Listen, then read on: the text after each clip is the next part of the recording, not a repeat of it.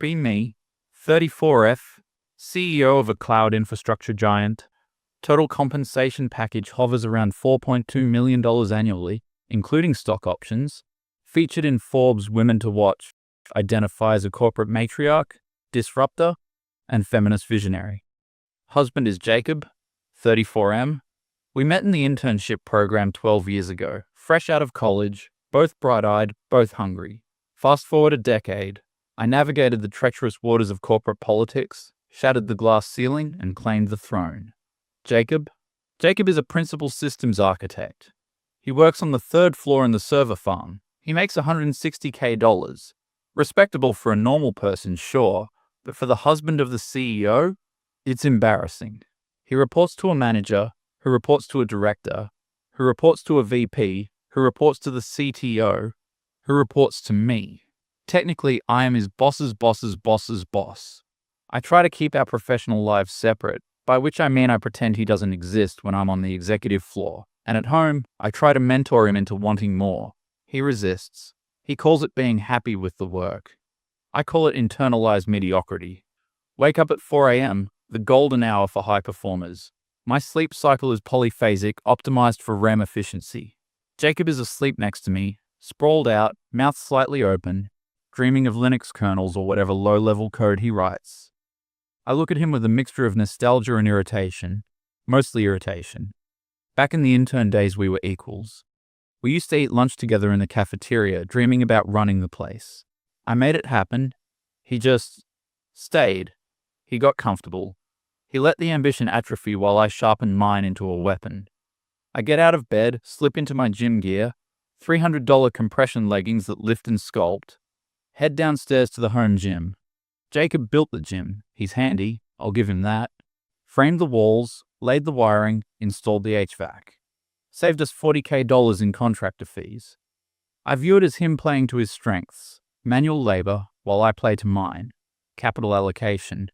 Get on the treadmill, check Slack on my iPad while running at a 7.5 incline. Company-wide channel is quiet. It's 4:15 a.m., except for the engineering channel. See a post from Jacob. User, J. Collins. Timestamp 3:55 a.m., patch deployed for the legacy server cluster. Latency down by 40%. Going to sleep now. Night crew, monitor the heat signatures. I frown. He was working? I didn't even notice him get out of bed. Typical Jacob, grinding away in the shadows, fixing things nobody sees, for no recognition, no strategic vision email, no branding, just work. I switch channels to executive leadership. Post a message. Morning team. Q3 projections look soft. I want a war room at 8 a.m. Let's disrupt our own lethargy. #grind. Feel a surge of power. This is leadership. Shower in the master suite. Prepare for the day. Outfit selection is crucial. Today I choose a charcoal Armani suit, sharp shoulders, severe cut. I need to look like I can execute you without blinking. Hair pulled back into a tight, dolorously severe bun. Makeup is natural but takes 45 minutes to apply. Walk into the kitchen at 5:30 a.m. Jacob is up. He's wearing a hoodie that says Omnitech Hackathon 2018 and jeans. He's making coffee. French press. The smell is divine, but I don't show it. Morning, Kylie, he says, smiling. He looks tired but happy. Morning. You were up late patching the cluster? Yeah. Critical vulnerability. Had to be done before the East Coast logged on. Did you log the overtime? Nah. It's salaried. Plus I like the quiet. I pour myself a cup of black coffee. You need to stop thinking like a worker bee, Jacob. If you fixed a critical vulnerability, you package that narrative. You send a memo to the CTO. You leverage it for a title bump. Jacob sighs, stirring his oatmeal. I don't want a title bump, Kylie. I like the code. If I get promoted again, I have to sit in meetings. I hate meetings. Meetings are where decisions are made. Meetings are power. Meetings are where good ideas go to die, he counters. I slam my mug down, coffee sloshes. This attitude, Jacob.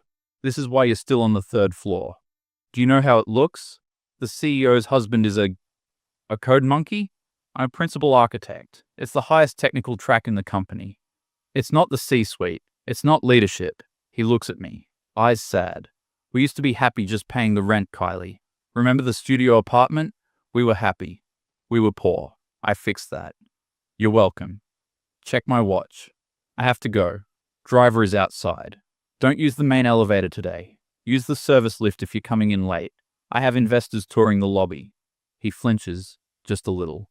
You want me to use the freight elevator? In my own office. I want the lobby clear for the optics. Please, just support me on this. He nods slowly. Sure, optics. Have a good day, boss. He doesn't kiss me goodbye, the car ride. I dictate emails to my assistant Jessica. Jessica is terrified of me. Good. Fear is a better motivator than loyalty. Loyalty is fickle. Fear is biological. I think about the past, how I got here. It wasn't just hard work, it was Greg. Greg was the former CEO, founder, classic tech bro, loud, boisterous, loved beer pong and sales gongs. I was his VP of marketing. I saw his weakness. He didn't understand the shifting cultural tides. I orchestrated a whisper campaign, highlighted his exclusionary language, amplified complaints from HR, turned the board against him. It took 2 years, but I ousted him. I remember the day he walked out, holding a box of his things. He looked at me and said, "Be careful what you wish for, Kylie. It's cold at the top." I laughed at him. I'm not cold. I'm on fire. Arrive at the company tower. Walk through the lobby. Marble floors, glass walls, massive logo. I own this. Well, the shareholders do, but I control it. Security guards stiffen. Good morning, Ms. Kylie. Morning. Don't stop walking. Elevator to the 50th floor. Executive suite. My office is a fortress of glass and steel. View of the Space Needle. Jessica is waiting with an iPad. The Q3 numbers are in. We missed revenue targets by 4%. I freeze. Missed? How? Sales cycle is slowing down. Enterprise clients are hesitant. I pace the room. It's not the market. It's the messaging. It's the team. Get the VP of sales in here. He's in London. Get him on Zoom. Now. I spend the morning tearing strips off the leadership team. I use words like accountability, paradigm shift, and lean in. I tell them they are failing the vision. I tell them they are acting like men, complacent, lazy, entitled. The room is silent. Nobody challenges me because they know I'll fire them. I am the queen, but the queen needs a king, and my king is currently in the basement writing Java. Lunch. I eat a salad at my desk, alone, scroll Instagram, see a post from the internal company page. Employee spotlight, Jacob from engineering. Pic of Jacob. He's surrounded by junior devs. They are laughing. Jacob is holding a Nerf gun. Caption, the man, the myth, the legend. Thanks for saving the server cluster last night, Jacob. Hashtag office hero, hashtag culture. 200 likes, comments. Jacob is the best. Only reason I stay here is Jacob's mentorship. Jacob for president. I feel a spike of jealousy, hot and acidic. They love him. They fear me. Why can't I have both? Why does he get to be the good guy while I have to be the executioner? It's sexism. That's what it is. They expect women to be nice, so when I'm strong, they hate me. They expect men to be leaders, so when Jacob does the bare minimum, they applaud. I call HR. Take down that Instagram post. Which one, Ms. Kylie? The one with Jacob. It looks unprofessional. Nerf guns? We are a billion-dollar enterprise, not a daycare. But engagement is really high on it. Take it down. Yes, ma'am. Refresh the page 5 minutes later. Post is gone. Satisfaction. If I can't be loved, nobody can. The setup. Afternoon. Meeting with the board chairman, Mr. Sterling. Old money, severe, cares only about dividends. Kylie, the gala is next Saturday. I know. Everything is ready. This is a crucial night. The stock is wobbling. We need to project stability, family values, partnership. He looks at me over his spectacles. People talk, Kylie. They say you run the company like a dictator. They say your husband is subordinate. Jacob is a valued member of the engineering team. He's a coder. You're the CEO.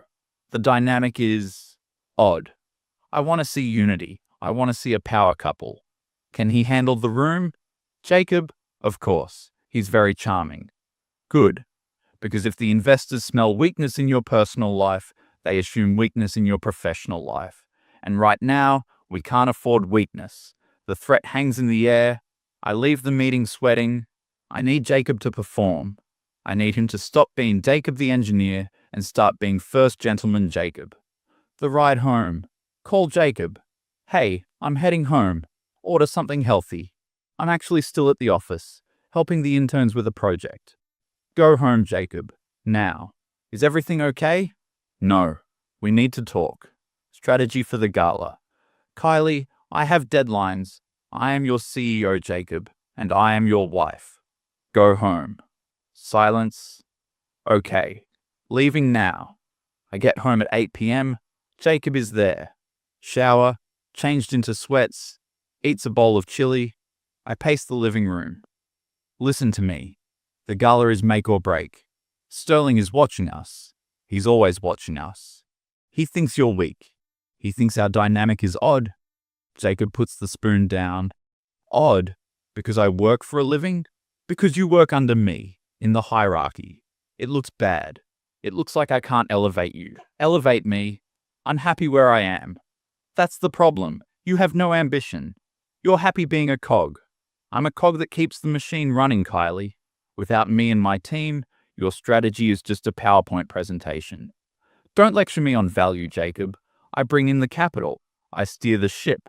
Next week, I need you to act like a captain, not a deckhand. What does that mean? It means we are changing your narrative.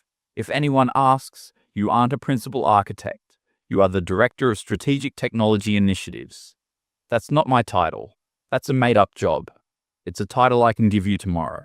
I'll have HR process it. I don't want it. I don't want to be a director. I don't want to manage people. You don't have to do the work. Just take the title. For the gala. For me. Jacob stands up, face red. You want me to lie to the people I've worked with for 10 years. Sterling knows who I am. The investors might not, but the staff does. The staff doesn't matter. The board matters. The share price matters. Just play the role. I'm tired of playing roles, Kylie. I'm tired of being your accessory. You are my husband. You are supposed to support me. I do support you. I cook. I clean. I fix the house. I run the patch updates at 3 a.m. so your dashboard stays green. But it's never enough. You want me to erase myself so you can shine brighter. Yes. Because I am the sun, Jacob. You are supposed to orbit. Silence. Absolute silence. I regret saying it immediately, but I can't take it back. Jacob looks at me, not with anger, but with clarity. The sun, he whispers. Right. The sun burns everything it touches eventually. He walks out of the room, goes to the guest bedroom, closes the door. I pour a glass of wine, hands shaking. He'll come around. He always does. He loves me, or at least, he loves the company too much to cause a scene. The shopping trip. Saturday. I force him to go to the tailor. The company pays for it. Corporate expense. Brand image consulting. I put him in a midnight blue tuxedo. Shawl collar. Very sleek. Very executive. Jacob stands on the podium, looking miserable. It's tight in the chest. It emphasizes your shoulders. It makes you look dominant. I don't want to look dominant. I want to look comfortable. Comfort is for the poor, Jacob. He looks at me in the mirror. Who are you? He asks quietly. I look at you and I don't see the girl who used to split ramen noodles with me. That girl is gone. I buried her so I could become this. You should thank me. I miss her, he says. I ignore the pang in my chest. Well, she couldn't afford this suit. Gala night. The Fairmont Olympic Hotel. The entire company leadership is there, plus major investors, press, competitors. The air smells of expensive perfume and desperation. I am wearing a gold Givenchy gown. I look like an idol. Jacob looks stiff in his tux. I grab his arm. Remember the plan. You are the Director of Strategic Tech. You talk about AI, synergy, and scalability. No server talk. No patch talk. No nerd stuff. Kylie, everyone here knows me. I've fixed half their laptops. The investors don't know you. Sterling is the one we need to impress. Just lie. For 3 hours. Jacob clenches his jaw. Fine. 3 hours. We enter the ballroom. I switch on the charm. Teeth bared. Smiling. Hello. Yes. Great quarter. Disruption is key. Jacob trails behind me, holding my clutch, getting me drinks. I treat him like a glorified assistant. I see people watching, whispering. I assume they are saying, wow, she has him trained well. I hope they are. 2 hours in. I'm tipsy, high on power and champagne. I see Mr. Sterling near the ice sculpture. He's talking to the VP of Engineering, Jacob's boss's boss. I drag Jacob over. Mr. Sterling. Enjoying the evening? Mr. Sterling turns. Kylie. Yes, quite a display. He looks at Jacob, and Jacob. Good to see you. I heard about the patch on the legacy cluster. Saved us a significant downtime event. Jacob smiles, genuine pride. It was a team effort, sir. We caught the memory leak just in time. I stiffened. This is nerd talk. This is worker bee talk. I interrupt. Oh, that little glitch? Jacob is too modest. He's actually pivoting to high-level strategy now. Aren't you, honey? I dig my nails into Jacob's bicep. Tell Mr. Sterling about your new role. Director of... what was it? Jacob looks at me, looks at Sterling, looks at his boss, the VP who is standing right there, confused. Kylie, Jacob warns. Tell him. I insist, my voice raising a pitch. Tell him about the strategic initiatives. Sterling looks confused. I wasn't aware of a promotion, Kylie. I thought Jacob was essential in architecture. Oh, he's too valuable for just architecture. I laugh, shrill. He's a visionary. He's practically running the tech side. The VP here just signs the papers, right? I make a joke at the VP's expense. The VP scowls. Jacob's face goes cold. Stone cold. He pulls his arm away from my grip. No, Jacob says. The volume is low, but it cuts through the chatter. Excuse me, I say. I'm not a visionary, Jacob says, addressing Sterling, and I'm not a director, and the VP does a hell of a lot more than sign papers. I panic. He's joking. He's so humble. I'm not joking, Jacob says, louder now. I'm a principal systems architect. I write code, I fix servers, I work in the basement, and I'm proud of it. He turns to me, and I'm done lying for you, Kylie. I'm done pretending that my work isn't good enough for you. People are staring. The music seems to stop. Jacob, stop it, I hiss. You're drunk. I haven't had a drink all night. You wouldn't let me, remember? Sharp. He undoes his bow tie, lets it hang loose. You want a power couple, Kylie? You want a king? Go find one, because I'm just a guy who likes to build things. And you, he looks at me with pity, pure, devastating pity. You just like to destroy things. He takes the fancy tux jacket off, folds it neatly, hands it to me. The company paid for this. You can keep it. He's standing there in his suspenders and white shirt. He looks more like a man than anyone else in the room. I quit, he says to Sterling, effective immediately. You can keep my stock options. Consider it a severance fee for my marriage. He walks out, through the stunned crowd, past the waiters, past the security. He doesn't look back. I am holding his jacket, frozen. Sterling looks at me. His face is a mask of disgust. You drove away the best engineer we had, Sterling says quietly, and you humiliated yourself. He's having a breakdown, I stammer. It's the stress. No, Sterling says. He looked like the only sane person here. The aftermath. I try to salvage the night. I drink. A lot.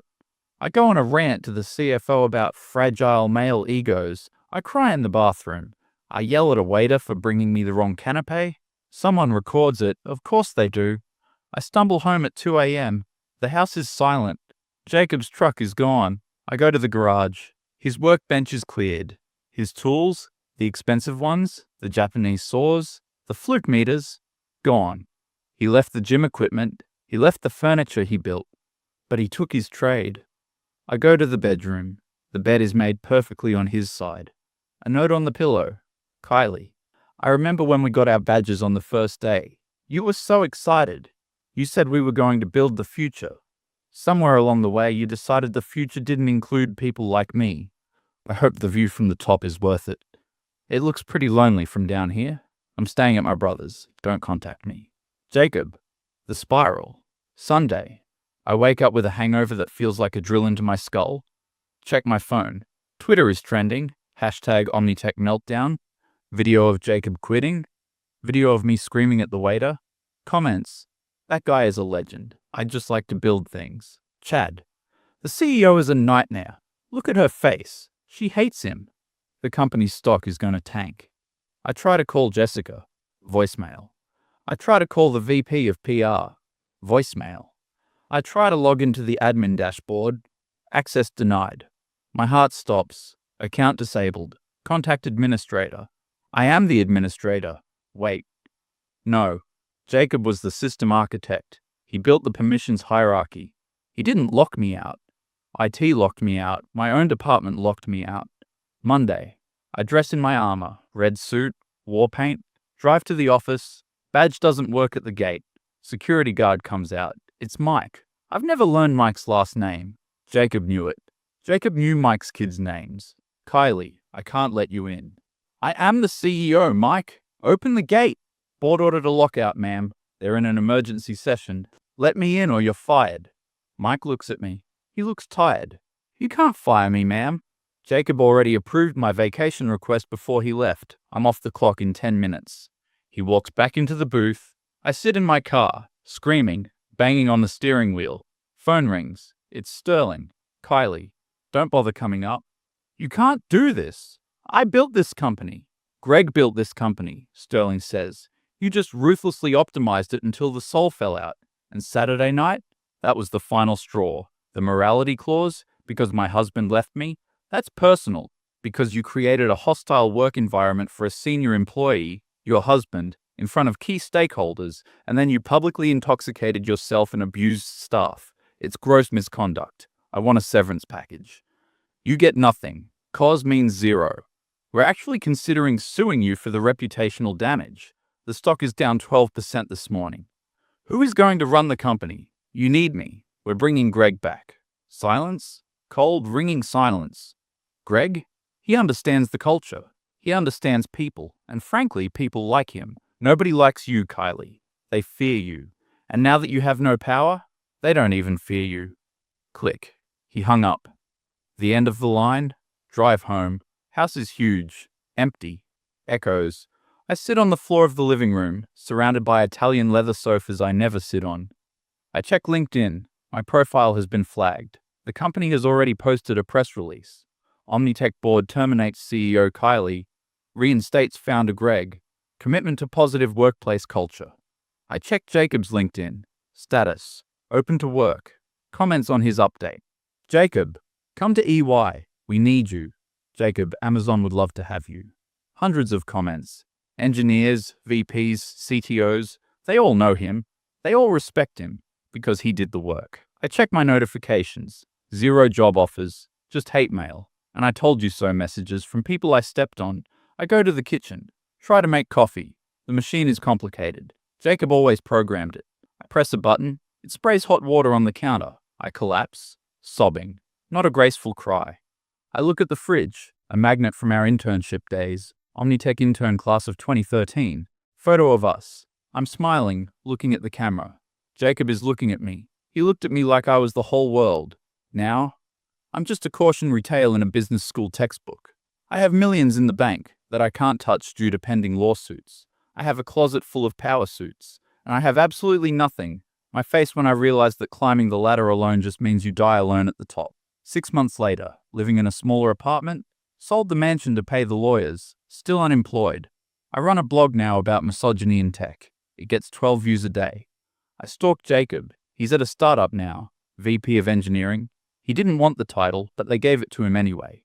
Saw a picture of him on their company retreat. He's wearing flannel, drinking a beer, sitting by a fire with a woman. She's a UX designer. She looks normal, soft. He's laughing. I close the laptop, stare at the wall, turn off the lights. It's 4 a.m., the golden hour. But for first time in my life, I have nowhere to go.